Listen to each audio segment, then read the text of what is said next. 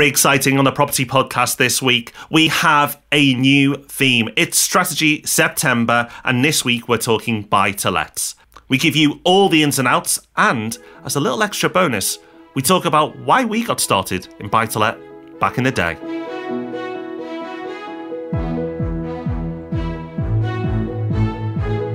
Welcome to the Property Podcast, where every Thursday morning, property investors come together to be informed and inspired.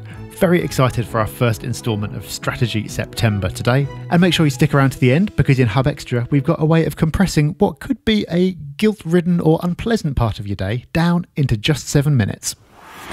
This month, we're going back to basics. And every week for the next few weeks, we're going to be talking you through some of the most popular property strategies. Why? Alliteration. It's Strategy September. We're going to be talking about HMOs. We're going to be talking about flips. We're going to be talking about refurbs. But before we do any of that, we're going to start this week with buy-to-lets. Now, buy-to-lets is what we've spent most of our time doing. We've been doing it for over a decade. This is what we know inside out. So throughout this episode, we're going to be talking about our personal experiences. And so you get some real examples of what this is all about. So if you're newer to property, you're newer to the podcast, or you know someone who is and you want to give them a starting point, this series is going to be perfect. And if you're more experienced in property, then keep listening, because when we did Fundamentals February and we went back to basics on some of the economics that underpin property investment, we had a lot of people saying that they'd been in the game for a long time, but they still found it hugely useful to go back to those first principles and remind themselves what this was all about. So Rob, our first strategy, buy-to-let. What is it? An easy episode for us? Yep. No, it's... But then again, that's maybe because we've done it for a long time. There's still a lot to take into consideration, as there is with any strategy. So we're going to run through that with you. But compared to the other strategies out there, it probably is the most basic investment strategy. Basic doesn't mean boring, because it's really popular because of that, and it's the easiest to execute. As you would expect, the more exotic the strategy, the more difficult it is to be successful. As we're going to get into, it's actually quite hard to get this strategy wrong, which will give a lot of property investors comfort. But in its simplest terms, it's buying a property and then renting it out. There is obviously a bit more to it than that, so stick with us. But that is the core principle. Today, we're strictly talking about buying it, renting it out, and all the implications of that. So buy it, rent it out, profit, hopefully. And that profit comes from two different sources, one short-term and one long-term. In the short term, you're going to get rent coming in every month. And whatever you've got left over after paying your mortgage, if you've got one, your letting agent, if you've got one, and all the other expenses that come along with running a property, is money that you can either save up for your next property or spend on whatever you want to. Then, over the longer term, you expect the property to grow in value as well. So you buy a property today, in 10 years' time, you expect it to be worth more, so you get to bank a profit at the end as well. One of the most important things when it comes to buy-to-let as a strategy, which almost nobody does at the start, is making a choice between which of those components is most important to you. Pretty much any property you buy over a long enough period of time will make you some income each month and give you some growth over a long period of time. But any given property will be biased more towards one or the other. So you could go and buy a very cheap house in a not particularly nice area and get a fantastic income from it every month because the purchase price was so low relative to the rent. Or you could go and buy a luxury city centre apartment where you're going to make some money every month, not so much, but the growth over time is going to be far better because that area is in so much more demand. When it comes to buy-to-let as a strategy, that's one of the most important things you need to know. Which of those is more important to you now? Is it making some money now, or is it making a lot of money later? If you don't get clear about what you want and then buy a property accordingly, you're probably going to be disappointed with the results that you get. So yield versus growth is a really important distinction when deciding which type of property to target for buy-to-let, but there are other distinctions as well. Another decision you may feel you'll need to make is do you go for houses or flats or apartments, whatever you like to call them. Now, people seem to have strong biases on which you should do. Some people say you must do apartments because they're more hands-off because all the stuff's taken care for you. And other people will go, oh, you've got to do houses, never do apartments because it's leasehold and you've got service charges. Well, the thing is, you can do both, and we'll give you a couple of examples of that in a moment. Rob and I do both. You don't have to pick a side, although some people feel like you do. You don't have to be scared of freehold or leasehold, for example. Most apartments are leasehold. So that means you own it for the period of a lease length. That may be as long as 999 years, or it may be really short in time. For us, if you're getting started in property, as long as your lease is 125 years or more, you're fine. For the life of a mortgage over a 25-year period, you'd still have over 100 years left if you pick that term. And many leasehold properties you see now in city centres are several hundred years, so more than enough. Houses tend to be freehold, and that means you own the ground it sits on, so that is yours. Now, emotionally, that may feel more comfortable, but in reality, it makes very little difference. Where people seem to get caught up in this one's better or that one's better, is that apartments tend to give you less maintenance issues because you have the service charges covered. But people who prefer houses will go, but I don't like service charges because it eats into my profit. Ultimately, the bottom line number of what you make each month is the most important number, not the charges that make those numbers up. And sometimes apartments will give you a better return, and sometimes houses. There is no clear winner, and that's what our portfolios demonstrate. For me, it is more apartments than houses, but that's just because for maintenance issues and it's a little easier being hands-off. But both can be successful. Definitely. In the show notes, you'll find a link to a whole episode that we've done on the topic of houses versus flats. But like you, I do both. I've got flats where I spend well over £100 a month on a service charge, which some people would have a real problem with. But that's pretty much the only expense I have because everything's taken care of. I have houses where I don't have any service charge, but every so often I'll have to pay for something to do with the guttering or the roof or something like that. So I've never worked it out, but if you did work it out, I'd probably end up paying round about the same amount either way. Houses versus flats is one of those things. There's a few of them in property where people have very strong opinions, but actually it doesn't matter that much. Another choice you think you might have to make is, do you furnish your property or leave it unfurnished? So when you let it out, do you provide all the furniture, or do you just leave it as a blank canvas? It's empty. Some people may immediately think, I want to do that one. But here's the thing. The market will often dictate to you which one you should do. So for prime city centre stock, more often than not, you're going to furnish that property. You might get away with it being unfurnished. And what you can do is not furnish it and advertise it as both and then see what interest you get. But quite often, certainly for the better stock, they'll want to see it furnished. But then if you've got a family home out of town, then more often than not, it will need to be unfurnished.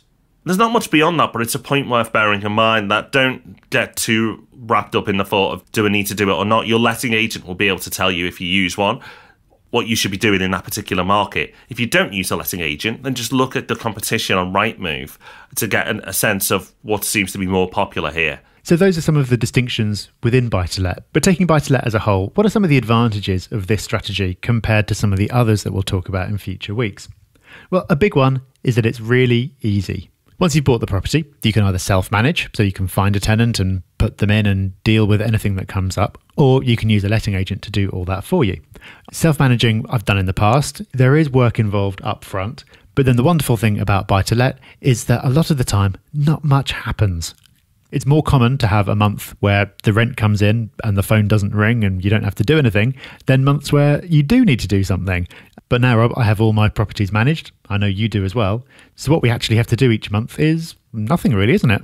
Yeah, it can be from a management side. But one thing you have to be aware is when you build your portfolio and it increases in size, you will have to do remortgages. You get lots of letters from different people that sometimes need responding to. If you haven't got a good letting agent, they treat you as the source of the answers rather than them coming up with them. So it can be hands-off if you set it up correctly and you've got a good letting agent. But you just have to be aware that there is some paperwork, and the bigger your portfolio, obviously that multiple increases. Now, if time risk is low with this strategy, what risks do you have? With any strategy, there are risks. But the great thing about this strategy for me is that it's a very forgiving strategy. Even when things go wrong, and sometimes maybe perceived to be really wrong, it's actually not that bad. So let me give you an example. My investment I bought around 2006, a long time ago now.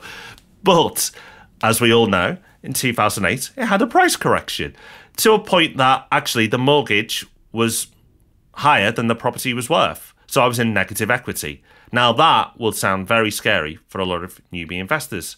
And actually, as a newbie investor back then, it was quite scary because I had a property that was worth a nice number one day and suddenly a lot less another. But what changed? Well, not a lot really, because the property continued to be rented out. I still got paid every month. I made a profit every month. And I still own that property today. And now it's worth a bit more than the mortgage. And that's nice. You know, it's gone back into positive equity. It's taken the best part of 13 years to do that. However, during those 13 years, I've earned a steady income. So even on paper, one of the worst investments I've ever made actually turned out to be quite a good one because I've been paid every single month. And if you're in this for the long term, which most people are if they follow this strategy, it shows you that even the worst circumstances actually aren't that bad. Then there are always going to be smaller risks along the way as well. So there's the risk of a tenant not paying rent and having to evict them. There's the risk of not being able to find a tenant and having the property sitting empty. And there's the risk of things breaking, blowing up, having to make repairs. All of these things will at some point all happen at the same time because that's just the way it goes. I had a year a couple of years ago where every one of those things happened at all the same time. I seem to have things breaking in pretty much all my portfolio at the same time. But as long as you're sensible, as long as you've got some cash on hand to cover things like that and you haven't stretched yourself too thinly, it's nothing that's going to affect whether this strategy is successful for you over the long term. Those types of things are only risks if you handle them poorly or if your entire business model has been based on everything going 100% perfectly all the time, because it's guaranteed that's not going to happen. But as Rob said earlier, it's a very forgiving strategy. Because you're not trying to achieve unbelievable things within a year and you're thinking over multi-year, probably decade-long timeframes, any one individual incident isn't over that time going to make a big difference either way. So it's all rosy. Everyone should be doing this strategy. After all, the Robs do. It's always weird referring to myself that way. But anyway, there are disadvantages. First of all, it's pretty slow. It takes a long time to build momentum unless you've got huge pots of cash. You buy a property, you let it out, and you make a modest income every month. In the short term, it's not life-changing. It's not game-changing. Maybe easier to do, but as you would expect, if the risks are lower and it's easier to get involved, then the rewards are potentially lower as well. Over the long term, it can be very attractive, as we talked about. But in the short term, it feels a bit slow. And actually, for that very reason, people lose focus. They get excited about the thought of investing in property. They do one or two, and then they get distracted because it wasn't as fun as exciting as they thought. Actually, it's a bit predictable. It's a bit boring. You know, steady income coming in every month and long-term growth may sound exciting, but actually, day to day, it's not. That's it. If you buy a buy-to-let today, then in a year's time, your life will be virtually no different. But in 10 years, it could be very different. It is the slow way to do things. It also, as you've touched on, involves putting down deposits. It involves putting in cash. You'll often hear people claiming that you can invest in property with no money.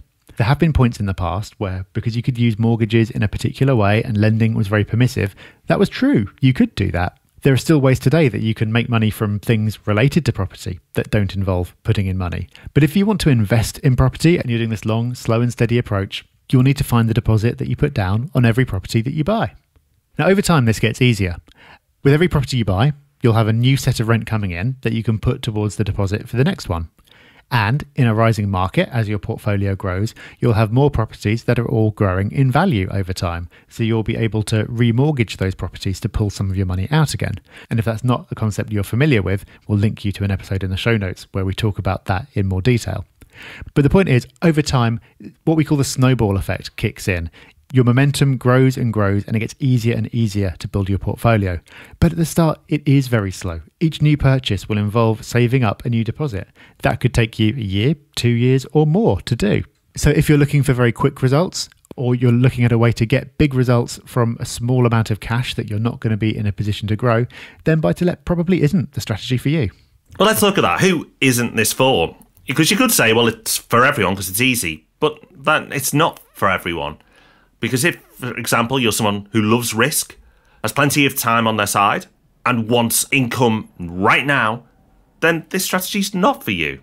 It's for the people, the opposite of that. So it's for people who are time poor. You may want to have the time to do more exotic things, but ultimately, if your life right now doesn't allow you to, this strategy could be for you. If you are in it for the long term, again, this strategy will appeal.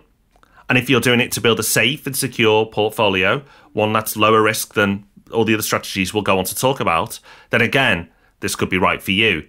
If you are brand new to this and you're using this mini-series we're doing to decide, then ask yourself, am I that person or am I something else? And if it is something else, then in the coming weeks, we may find the right strategy for you. But if you're time poor and you're in it for the long term, then standard buy-to-let is a great fit.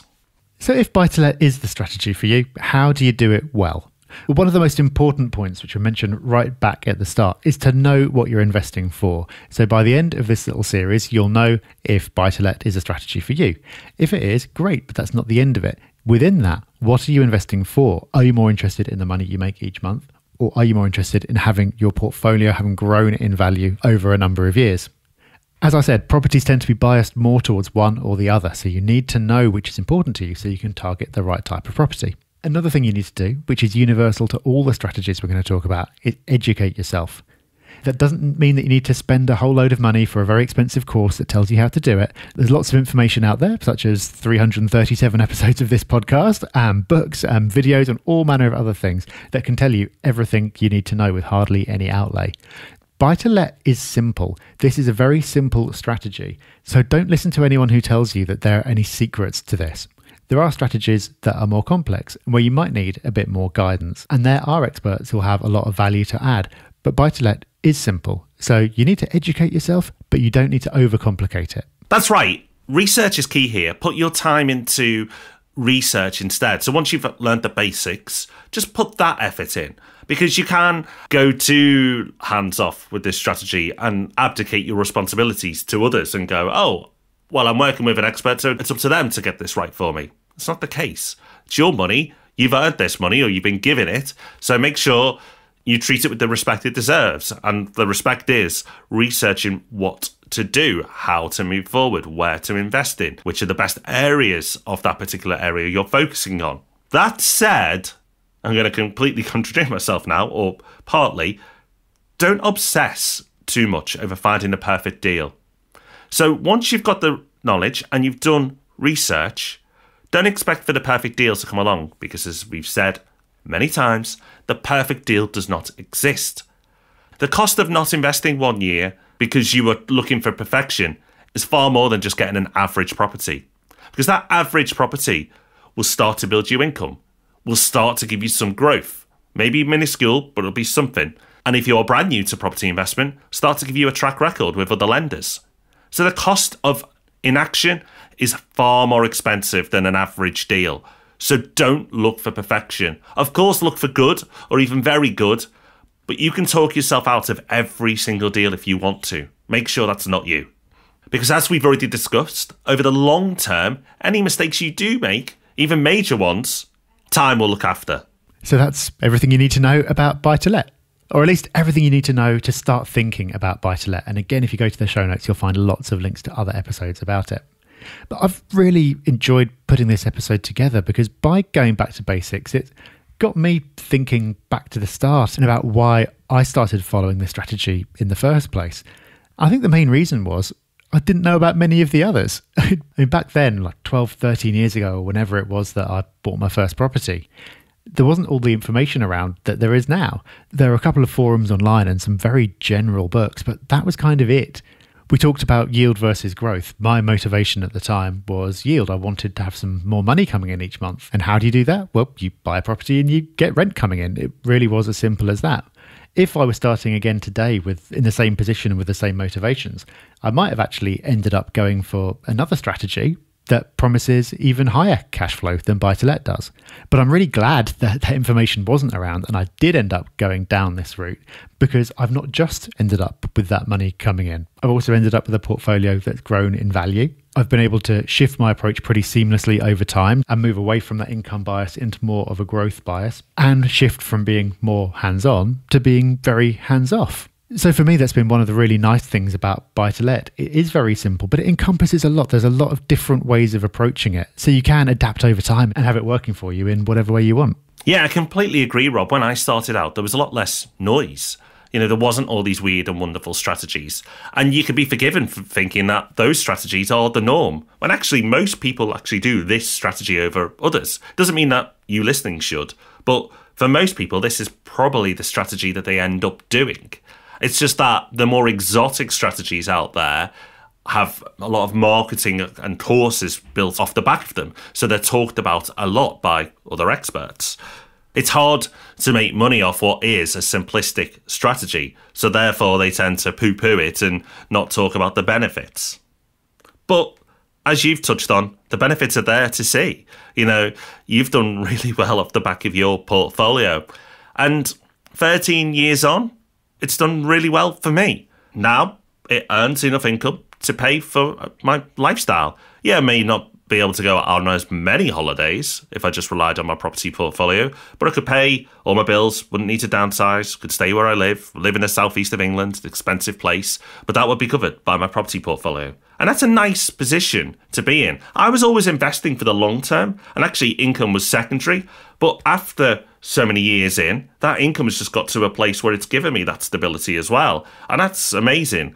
For me, it was this long-term gain, and it's still about the long term, but the secondary benefit is kicked in now as well. That was your primary motivation at the beginning, and you got that pretty quickly, and that was awesome. It's weird how we kind of flip-flop between the two. You've now seen that growth is more important for you moving forward.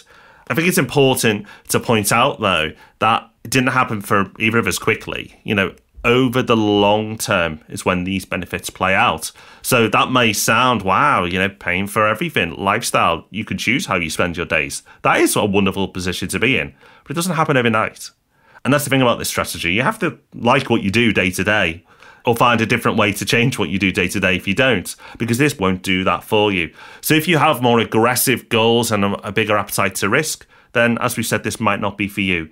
But if you're in it for the long term and you're time poor, this is a wonderful strategy.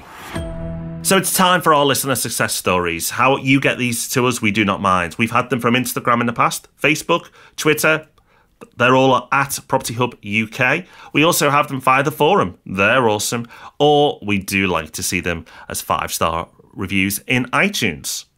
However you do it, we love your feedback, particularly when it's all lovely. Like the following from James, who posted this on our Facebook channel. I wanted to say a huge thanks to you both. I've just purchased my first buy-to-let after 9 months of trying to get a good deal. I've had 2 fall through for different reasons. It felt like everything was against me and it wasn't going to work out. But I put your podcast on and your enthusiasm and optimism inspired me to keep going. And now I've got my first buy-to-let flat, which was empty for 2 weeks. And then I got my first tenant, and it's now giving me a great return. Thanks, guys. Keep it going. You are real inspiration. Oh, well done, James. And Rob, there's lessons in there, isn't there? Like, it can seem doom and gloom in the short term, but as we keep talking about, over the long term, whatever you do in life, actually, but over the long term, things that seem massive and really negative at one point are just, part of your story further on. Sounds a bit cheesy, but when James's second deal fell over, it probably felt like the end of the world. But literally a few months later, he's on top of the world. Definitely. I can guarantee in another few years, all of those challenging experiences at the past will be completely forgotten. It will just seem irrelevant. But powering through those early setbacks is really hard. So well done, James, for keeping yourself motivated and pushing through. And let us know how you get on, because I'm sure that portfolio is going to start looking a lot bigger in future years. Rob, have you got 7 minutes? Of course, I've always got 7 minutes. Why is that? I thought we'd do a new segment where we talk about ourselves for 7 minutes. No, don't worry. It's not that segment. We're not starting that. It's Hub Extra time, where we give you something a little bit extra. Like our email that goes out every Friday, which our aim is to make it the most valuable email in your inbox every week. Sign up to the Property Hub for free to get that. This part of the show, we try to bring you a bit more as well. And this week, it's an app called 7. And it's a 7-minute workout. So I think it's worthwhile letting you know how I came across this app. Jack Dorsey, who's the CEO for Square, quite a big company, and Twitter, also quite a big company, talked about in an article recently about how he lays out his week. And within that article, he mentioned this app. So I thought, well, if it's good enough for Jack, it might be good enough for me. So this app gives you a 7-minute workout.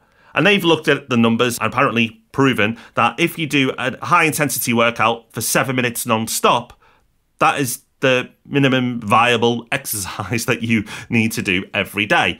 And it's easy to say, you know what, I can't get to the gym for an hour or 2 hours. Or actually, I can't even do that 30-minute HIIT exercise. But 7 minutes? I think everybody can find 7 minutes in their day. And that's what I love about this app. It's kind of an excuse annihilator. If you can't do 7 minutes, you're just being lazy. There's no more excuses left. It's just 7 minutes. But if you think, okay, well, I want to do it, how can I make this part of my day? Well, we've talked previously about habit stacking. And for me, I'm starting to use this app when I put the kettle on in the morning, because it's one of the first things I do. When that kettle goes click, the next click is this app and a 7-minute workout starts. You may want to do more exercise in the day, but if you just do 7 minutes each and every day, you've got that win. Anything on top is a bonus, but at least you've got this win in the bank. And that's why I love this app. And the other nice thing about that is by having that win and being off to a healthy start with your day and feeling like you've achieved something, you probably are more likely to go on and do other exercise later that day than you would have been before anyway. And in your case, Rob, you get coffee as a reward, which is one of the world's great motivators. So the app is available for Apple and Android devices. You'll find it at 7.app, and that link, along with everything else we've talked about today, will be in the show notes. So that's the first in a series of podcasts on strategy done. Next week, another popular strategy. We're going to be looking at HMOs. And as this is a strategy that Rob and I are not experts in, we've got an expert in to help us out. So make sure you join us for that. And next Tuesday, we'll be back with an episode of Ask Rob and Rob. So until those wonderful, momentous events occur, take care, have fun, bye-bye. Bye-bye.